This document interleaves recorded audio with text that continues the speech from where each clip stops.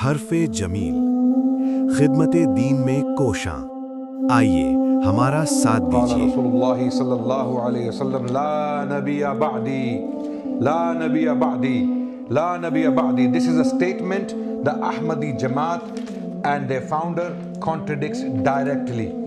Their prophet, the one they believe to be a prophet after Muhammad Rasulullah sallallahu alaihi wasallam, he writes, मैं खोल कर कहता हूं कि वो शख्स लानती है जो हजरत सल्लल्लाहु अलैहि वसल्लम के सिवा आपके बाद किसी और को नबी यकीन करता है और आपकी खत्म नबूवत को तोड़ देता है.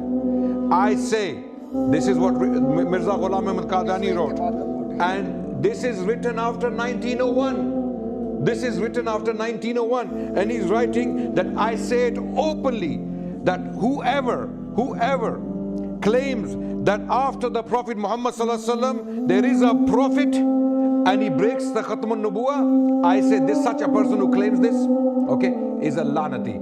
May curse be upon him. This is what your prophet said, and you claim him to be a prophet. How can there be a prophet after Muhammad Rasulullah when there are so many statements from the Prophet sallallahu alaihi wasallam himself? Oh Ali, you are to me like Harun was to Musa, but there is no prophet after me. If there was a prophet after me, it would have been Umar. If Umar could not be a prophet of Allah, how can Mirza Ghulam Ahmad Qadyani 13 centuries later be a prophet? And when you come back and say, I said this about Isa alayhi salam, you deliberately misquote me.